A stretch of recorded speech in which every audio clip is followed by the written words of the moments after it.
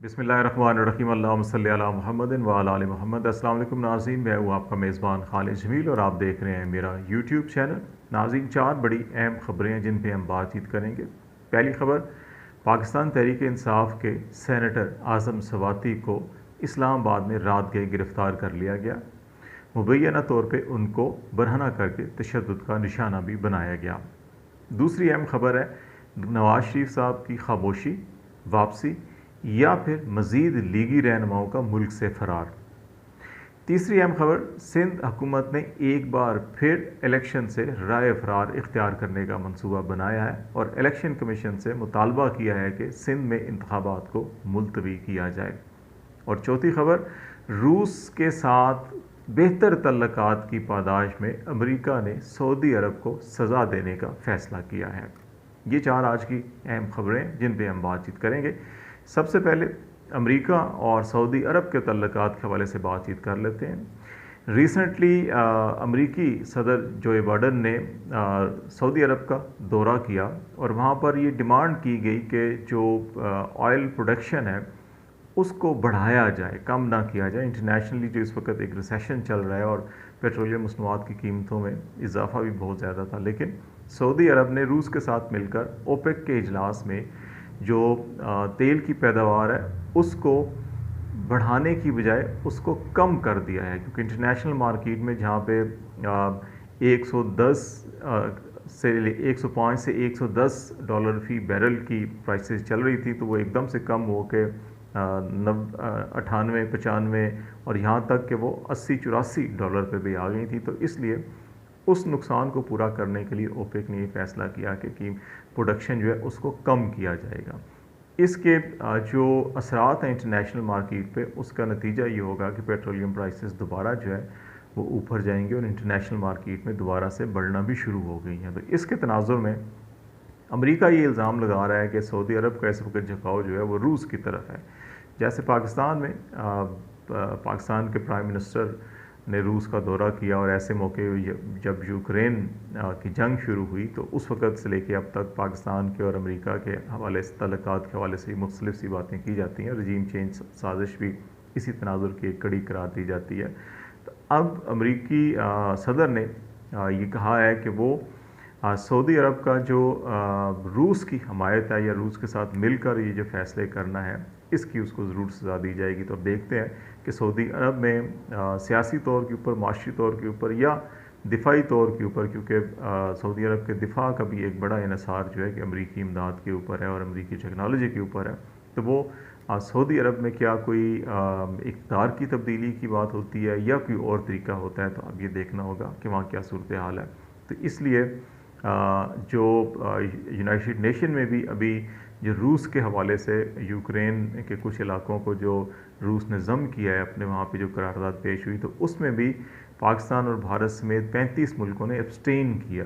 तो ये अहम डेवलपमेंट्स हैं जिसके तनाजुर में इस वक्त अमेरिका जो है कि वो अपनी जो फॉरेन पॉलिसी है उसको रीअलाइन कर रहा है। तो अब इसलिए आने वाले चंद दिनों के अंदर ये देखना होगा कि सऊदी अरब के साथ अमेरिका क्या सलूक करने जा रहा है और इस पर OIC का क्या किरदार होगा। ये बड़ी अहम मामलात हैं। दूसरा मामला कि सिंध हुकूमत जो है कि एक बार फिर इलेक्शन से फ़रार हो रही है। इस वक्त यकीनी तौर के ऊपर सिंध के इंटीरियर सिंध में जो सैलाब से मुतासरा इलाके थे वहाँ पे भी सूरत हाल बदतर है और बेहतर नहीं हुई, और वहाँ पे इमदादी काम अभी भी चल रहे हैं और वहाँ बहाली का काम भी चल रहा है साथ साथ। लेकिन जो बल्दियाती इंतखाबात हैं वो कराची और हैदराबाद में होने हैं और इसी तरह जो ज़िमनी इलेक्शन है वो भी कराची में होना है। तो उससे बार बार पीपल्स पार्टी का राय फ़रार इख्तियार करना ये समझ में आता है कि इस वक्त जो शहरी इलाके हैं एक तवील अरसे से MQM को वहाँ पे होल्ड था, लेकिन अब वहाँ पे PTI ने पेनिट्रेशन की है। ज़िमनी इलेक्शन कराची का हुआ, उसके अंदर डॉक्टर आमिर लियाकत की नशस्त के ऊपर तमाम सियासी जमातों ने मिलकर PTI के मद्दे मुकाबिल अपना कैंडिडेट खड़ा किया, लेकिन कामयाबी हासिल नहीं हुई।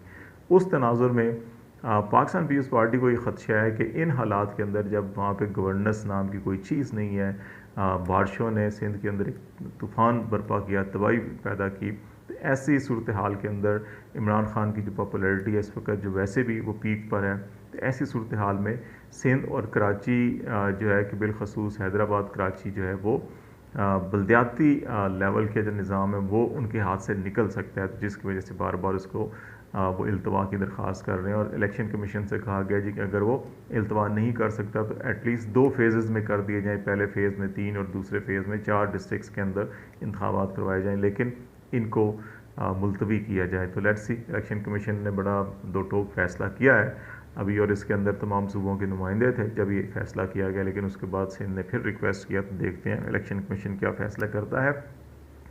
फिर मामला सेनेटर आज़म स्वाति की गिरफ़्तारी का। यकीनी तौर के ऊपर ऐसे अफराद को जो मुल्क को, रियासत को या इदारों को बदनाम करते हैं, गाली देते हैं या साजिश करते हैं, उनके ख़िलाफ़ कानून के तहत कार्रवाई करनी चाहिए।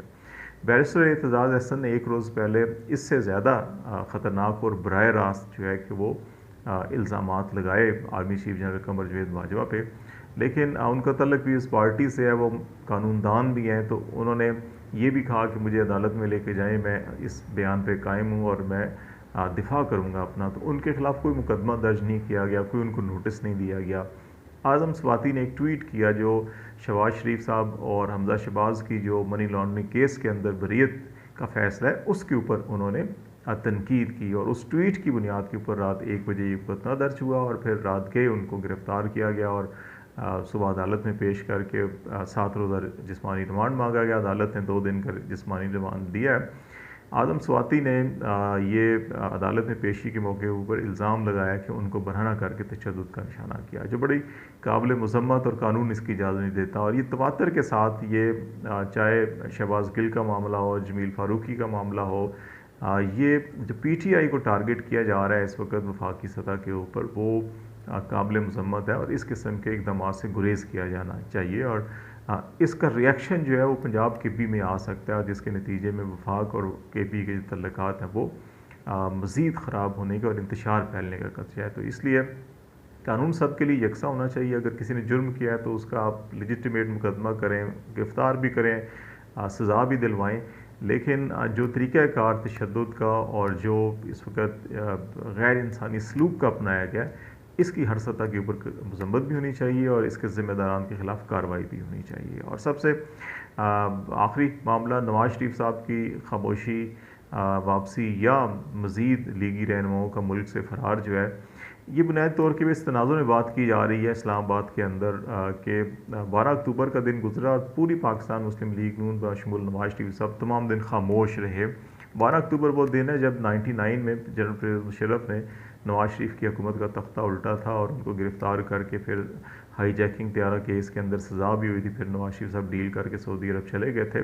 तो हर साल इसको यौम स्याह के तौर के ऊपर पाकिस्तान मुस्लिम लीग मनाती है, लेकिन इस बार 12 अक्टूबर को लाहौर में शहबाज शरीफ और हमजा शहबाज के जो मुकदमात का फ़ैसला होना था बरीयत का, तो वो नून लीग इस मामले के तौर के ऊपर भूल गई या हिकमत अमली के तहत जो है कि या किसी डील के तहत खामोशी इख्तियार की रखी और इस पूरे दिन को खामोशी से गुजरने दिया। फ़ैसला शाम को आया और उसके बाद जो है फिर मिठाइयाँ तकसीम हुई और उसके बाद फिर जो है वो पाकिस्तान मुस्लिम लीग की क़यादत से सिर्फ ट्वीट्स किए गए और उसकी 12 अक्टूबर की मज़म्मत की गई।